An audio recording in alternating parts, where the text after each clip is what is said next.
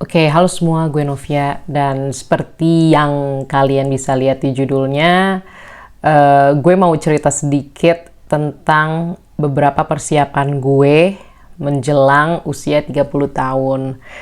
Jadi, kurang dari 2 tahun lagi gue akan mencapai 30 tahun. Aduh, gue sebenarnya males banget reveal usia. Kayak ngumumin usia, cuma kayaknya this is gonna be a very good content, setidaknya buat gue sendiri, karena kalau gue bikin video kayak gini terus gue publish, itu juga bisa menjadi pengingat buat gue juga sih tentang hidup yang ternyata nggak kerasa cuy. Tiba-tiba gue udah 28 terus gue sebentar lagi 30, dan jujur gue agak resah sedikit dan gue agak deg-degan karena sebenarnya I'm doing well. Jujur menurut gue sih not that bad, apalagi gue tuh lulus sekitar 7 tahun lalu ya, lulus kuliah S1. Aduh, gue jadi curhat, nggak apa-apa lah ya sekali-sekali. Padahal nggak sekali-sekali, gue sering curhat. Oke, dan emang beberapa pencapaian finansial, terutama kayak target obligasi, terus dana darurat, jujur belum tercapai. Tapi setidaknya sebelum 30, gue jujur cukup bersyukur sih dengan beberapa pilihan yang gue ambil, meskipun tentu tidak sempurna dan banyak kesalahan yang gue lakukan. Seperti misalkan gue bisa nonton Australian Open, terus French Open juga, yang mana tentu membuat target keuangan gue tidak tercapai. Belum lagi gue suka teledor, kayak misalkan gue retainer gigi gue habis pakai behel hilang dan itu nggak murah. Gue tuh kayak gue nggak bisa kayak gini terus kalau misalkan gue mau hidup tentram sampai insya Allah kalau usia panjang sampai usia gue tua. Jadi gue sih mau ngelakuin beberapa hal ini sih sebelum gue 30. Nah, yang pertama adalah gue lebih peduli lagi soal keuangan gue. Jadi gue jujur masih suka liburan, dan gue tahu liburan butuh duit, tapi gue mengambil prinsip dari Ramit Sethi. Nah, kalau Ramit Sethi bilang bahwa gak apa-apa kok kalau emang lu senengnya liburan, kalau senengnya minum kopi, seneng sepatu, gak apa-apa, splurge aja, keluarin aja duitnya. Tapi ada syaratnya. Ya, kalian juga harus bisa ngurangin pengeluaran yang sebenarnya gak perlu-perlu banget, yang lo gak suka-suka banget, yang sebenarnya bisa kok dikurangin. Nah, dari situ sebenarnya tuh gue udah inget pesan itu, cuma jujur nggak gue praktekin banget secara serius ya, tapi bismillah semoga kali ini gue bisa serius. Nah, jadi gue kayak mikir, kayak hangout di mall. Cuy, hangout di mall tuh bisa mahal banget. Kayak makan di mall ya, di mall itu udah bisa 100.000 makan sama minuman. Karena termasuk pajak sama servis kan, banyak biaya-biaya tambahan. Terus belum lagi kalau misalkan mau jajan yang lain, kayak yang manis-manis gitu kan, tambah 50.000. Udah 150.000 sendiri cuy. Gila nggak? Belum lagi kalau ke mall, ada aja godaannya cuy. Emang easier said than done, selalu lebih mudah untuk ngomong daripada ngelakuin. Tapi cuy, gue harus stop. Oke? Dan salah satu caranya ya buat gue ya, yang ngurangin nongkrong di mall kalau bisa. Atau kalau gue ya caranya, misalkan gue nongkrongnya di GI atau PI, gue makan aja dulu misalkan ayam cabai hijau di ayam cabai hijau gerobak di deket PI. Gue makan kenyang tuh alhamdulillah, sekalian beli air. Paling habis berapa sih, ya 20.000-an lah, 25 lah. Terus habis itu gue baru nongkrong deh di mallnya. Paling di mall gue pesen teh tawar yang gak terlalu mahal, atau mungkin gue pesen cookie apa kek yang mungkin range-nya masih 20.000 biar gue lebih hemat. Tapi dari hemat tersebut ya gue bisa jadi nabung untuk liburannya. Tapi well, intinya gue mau lebih aware sih sama keuangan gue. Terus selain itu juga perihal cicilan cuy. Jadi gue pakai beberapa kartu kredit seperti BCA, BNI, Genius, Mega, gue sebut nggak apa-apa lah ya. Terus dari situ gue cari yang mana nih kartu kredit yang bisa kasih cicilan 0%. Itu lumayan banget loh, karena dari situ kita tuh bisa nge-breakdown, oh gue tuh masih ada tanggungan nih sampai 3 bulan cicilan A. Jadi gue harus fokus ke situ, tapi di sisi satu gue bisa simpen duitnya dulu di tabungan yang mungkin ada bunganya lah, atau kayak jatuhnya dana darurat lah. Gitu.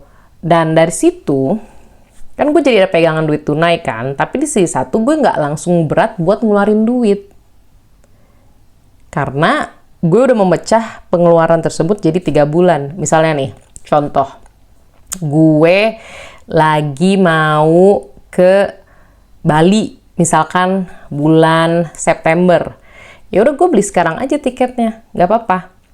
Tapi dengan beberapa syarat, seperti misalkan gue cari kartu kredit gue dari yang gue punya yang bisa ngasih cicilan 0%. Itu penting banget cuy. Karena ada bunga 0,65 aja, 0,5% tuh udah ngaruh banget.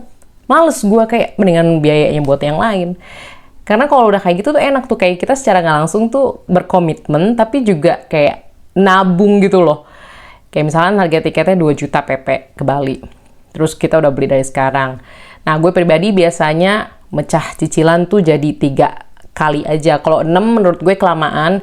3 itu sweet spot. Walaupun kelihatannya banyak, tapi kan cuy, kita akan bayar. Itu menurut gue lebih, apa ya, lebih enak aja sih kalau dipecah. Karena kalau langsung gede itu pengeluarannya biasanya gue pernah coba kayak gitu, ternyata justru nggak baik buat cash flow gue. Lebih baik kalau misalkan dicicil, apalagi 0%. Ya udah, dari 2 juta dibagi 3 ya paling hampir 700.000 lah per bulan. Jadi lebih enak kan ngebayarnya, oh ya gue per bulan 700.000 sampai bulan Agustus misalkan. Dan kayak gitu lebih enak. Dan kalau gue ya, karena gue pelupa, gue tuh catat di Excel. Jadi gue tahu per bulannya berapa, dan gue emang juga bikin budgeting. Jadi setiap penghasilan bulanan yang gue dapet, gue tuh selalu cek, oh kartu kredit A berapa, terus misalkan ada pengeluaran wajib apa, gue catet tuh, misalkan tabung berapa. Dan jujur menurut gue lebih enak sih, dan semoga dengan praktek seperti itu setidaknya menjelang 30 tahun bentuk atau form keuangan pribadi gue menjadi lebih baik. Itu sih. Terus selain keuangan, gue tuh juga agak khawatir sama kemalasan gue. Walaupun kalau kata temen-temen gue juga kayak, lu lebay anjir, lu tuh nggak males-males banget. Ya iya sih, karena jujur gue masih olahraga. Kayak misalkan setidaknya seminggu sekali tenis. Terus gue sekarang juga on the way untuk bisa ngeraih 10.000 langkah per hari. Dan kadang gue juga selipin push up. Kalau bisa 100 hari, syukur. Tapi kadang gue bisa push up mulai aja tuh juga udah bersyukur. Nah, jadi intinya adalah gue mau lebih sehat juga sih. Sama lebih rutin, rajin olahraganya. Nggak usah yang ribet olahraganya. Kayak misalkan jalan 10.000, cuy. Jalan. Gue kadang nih nonton nih di iPad berat nih, jadi kayak agak barbel. Sambil nonton, gue sambil jalan. Nah, karena gue kagak ada Apple Watch atau watch itu, smartwatch, gue pakai HP gue nih yang lagi gue pakai buat rekaman, buat ngitung steps gue. Emang mungkin nggak akurat 100% ya. Ya, watch itu juga nggak 100% banget. Cuma it works for me buat nyatet gue udah berapa langkah ya. Apalagi kalau gue kan alhamdulillahnya bisa kerja di rumah. Jadi kadang gue keliling-keliling aja tuh bagian rumah walaupun cuma tato. Tapi setidaknya nambah langkah gue, setidaknya gue bergerak. Dan so far, walaupun baru semingguan lebih, gue merasa fresh banget cuy. Ngelakuin 10.000 langkah per hari. Emang sebenarnya hitungannya tuh bisa 1 jam lebih ya. Karena kalau gue ya, 1.000 tuh biasanya 10 menit. Karena gue biasanya jalannya nyantuy.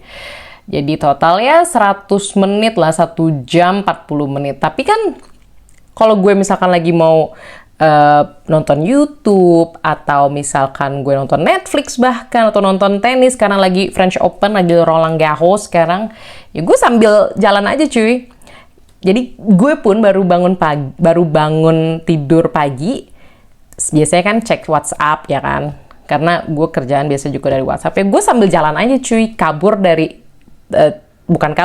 bangkit dari kasur, terus habis itu gue sambil buka sambil jalan, lumayan kan, sambil buka sambil gue gerak, dan gue seneng sendiri, 10.000 sehari. Dan 10.000 tuh kalau gue lihat ya di aplikasi Health Apple bisa dikonversi jadi 6 kilo, lumayan lah ya cuy, karena gue agak mager kalau lari. Gue tahu lari tuh penting, apalagi kalau gue suka main tenis ya, cuma gue jalan aja deh, nggak apa-apa deh, yang simple, yang penting gue rutin. Terus selain itu ya gue juga main tenis kan per minggu, jadi masih ada lah aktivitas kardionya, dan gue masih push up juga, dan juga dumbbell. Kadang gue sambil jalan sambil dumbbell cuy. Jadi yang penting kalau gue ya, gue males untuk subscribe gym gue pribadi, atau bayar apalah, kelas apalah gitu selain tenis ya. Jadi gue mikir ya udahlah, jalan aja gretong juga, dan itu juga berpengaruh sama target keuangan gue, karena pengeluaran gue cuma buat tenis aja cuy. Kalau buat jalan apa pengeluaran gue? Paling ini kan isi air kan, air ya galon buat serumah, jadi not bad lah. Jadi secara nggak langsung sebenarnya bersinergi kembali juga ke target finansial gue, jalan itu. Jadi gue targetnya ya sehat, sama biar keuangannya lebih lancar gitu kalau gue. Terus lagi ya, gue menjelang umur 30 ini, gue ingin mempersimpel atau menyederhanakan banyak hal sih. Kayak gue tuh sebenarnya punya 2 minat karir ya awalnya, apalagi di beberapa tahun terakhir. Gue tuh punya CFP cuy. Cari aja nama gue Novia di CFP. Ada, harusnya sih masih 1 ya nama gue, kecuali ada yang tes lagi tahun ini. Ada nama gue, dan itu gue gitu. Tapi setelah berjalan ya, gue tuh udah punya dari tahun 2021 atau 2022, gue lupa. Tapi gue nggak menjalankan itu dengan serius. Dan nggak apa-apa juga, toh itu hidup gue cuy. Toh gue ada kerjaan lain di ranah penerjemahan. Dan untuk sekarang ya, it's fine. Justru lebih enak, karena gue tahu mungkin emang ranah keuangan, ranah financial, mungkin ya lebih glamor, dan mungkin kesempatan untuk dapat keuntungan moneter lebih gede. Tapi ternyata ya sekarang it's not for me. Untuk sekarang kayak gue lebih cocok penerjemahan aja deh, localization aja deh. Ternyata kalau tahu celahnya ya not bad lah gitu. Gue masih bisa cukup lah untuk hidup. Ya sama sekali kadang-kadang cukup buat jajan di mall, sama buat liburan. Ya lumayan lah, alhamdulillah gitu. Dan gue juga dari situ belajar, oh emang gue harus fokus sama satu hal aja deh sekarang deh, coba deh. Dan lebih enak juga kalau fokus sama satu hal, karena gue jadi bisa mengeksplorasi lebih dalam. Misalnya nih, gue kan bisa bahasa Perancis juga, dan gue bertujuan untuk bisa menerjemahkan bahasa Perancis ke Indonesia atau Inggris bahkan. Nah, tapi di sisi satu gue juga pengen menambah khasanah bahasa asing lain. Nah, gue tuh sebenarnya juga lagi belajar bahasa Spanyol ya, walaupun ya bolong-bolong. Tapi karena bahasa Spanyol, buku bahasa Spanyol pakai bahasa pengantar bahasa Perancis, tuh gue secara nggak langsung mengasah bahasa Perancis gue juga. Jadi gue sangat tertolong ketika gue belajar bahasa Spanyol, gue mengasah bahasa Perancis juga.